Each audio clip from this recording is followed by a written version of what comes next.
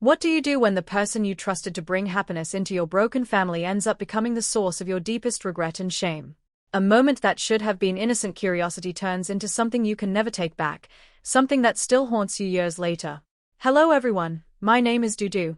Today, with a heavy heart, I'm finally sharing a story I've carried silently for so long, a weird, painful, and unforgettable experience that completely changed me. Even now, after all these years, just thinking about it makes my chest tighten and my eyes fill with tears. It feels outrageous when I say it out loud, but it's the truth. My first time happened with my mother's boyfriend. My childhood was never normal. My parents divorced when I was just a little girl, too young to fully understand the fighting, the tears, or the silence that followed. From that day on, it was just me and my mom. She worked tirelessly, like a spinning top that never stopped, taking on exhausting shifts just to keep food on the table and a roof over our heads. I saw the dark circles under her eyes, the way her shoulders slumped with exhaustion at the end of each day, and it broke my heart. I promised myself I would never add to her burden. I became the sensible, quiet child who handled everything on her own, cleaning the house, cooking simple meals, studying late into the night without ever complaining. As I grew older and entered puberty, everything inside me started changing. My body felt unfamiliar, full of new sensations and questions I didn't know how to answer. I became obsessed with the idea of love and romance. I would secretly watch those sweet ethical dramas on my phone late at night, heart racing at every tender glance or confession. In my fantasies, I imagined myself in a beautiful love story, gentle words, warm embraces, someone who would see me and make me feel special despite my broken family. But reality was much harsher. Because of our situation, I always felt inferior, like I was different from the other girls at school. I was afraid they would look at me with pity or strange eyes if they knew about my divorced parents and our struggles. So I kept my distance from boys, burying my curiosity deep inside and focusing only on my studies. That's when Lara Wang entered our lives. At first, he seemed like a blessing. He was my mother's new boyfriend, a kind-looking man in his late 30s who would come over regularly. He fixed the leaky faucet in the kitchen, helped repair the old fan that rattled loudly on hot summer nights, and always brought small treats for me, snacks, fruits, or sometimes a new notebook. He chatted warmly with my mom, making her laugh in a way I hadn't heard in years.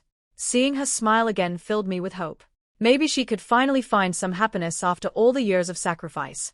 But as time passed, I started noticing subtle shifts. Lao Wang's eyes would linger a little too long when he looked at me. His compliments weren't just polite anymore, they carried a different tone. My mother seemed to like him too, and the thought of them becoming serious both excited and worried me. On one hand, I desperately wanted her to be happy. On the other, a quiet fear grew inside me. What if everything changed? What if our already fragile home became even more complicated? One ordinary afternoon, my mother had to go out for work, leaving me alone at home with Lara Wang.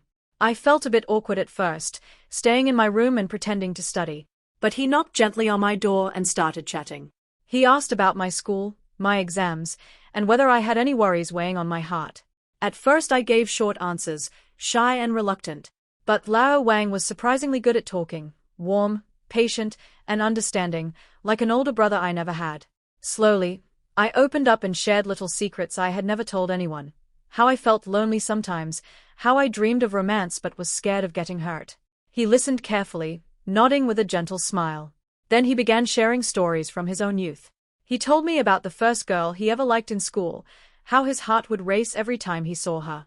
To impress her, he learned to play the guitar, practicing for hours until his fingers bled. At the school event, he performed nervously, made a few mistakes, but the audience still clapped and cheered. That moment gave him courage, and eventually, he confessed his feelings. It became his first sweet romance. His voice was soft and nostalgic as he spoke, painting vivid pictures that made my young heart flutter with admiration. He leaned in a little closer and gave me sincere advice. Dudu, when you grow up and fall in love, you must protect yourself. Don't give your heart away too easily. Set clear limits. Never do anything that makes you uncomfortable, no matter how much the other person pressures you. Stay clear-headed, okay? His words felt wise and caring. In that moment, something strange stirred inside me. A mix of admiration, warmth, and a confusing new feeling I couldn't quite name. He seemed so mature, so different from the boys at school. For the first time, I saw him not just as my mom's boyfriend, but as someone who truly understood me. A few weeks later, My mother had to go on an important business trip and would be away for several days. She left me in Lao Wang's care, trusting him completely. That evening, he cooked a special meal to celebrate my recent good exam results. The food smelled delicious, fragrant stir-fried dishes and my favorite soup. To make it feel festive, he brought out a bottle of red wine. "Just a little to celebrate," he said with a warm smile. "You're becoming such a wonderful young woman." I felt happy and special. We ate together, laughing and talking. I had never drunk alcohol before, so after just a couple of glasses, my head started spinning.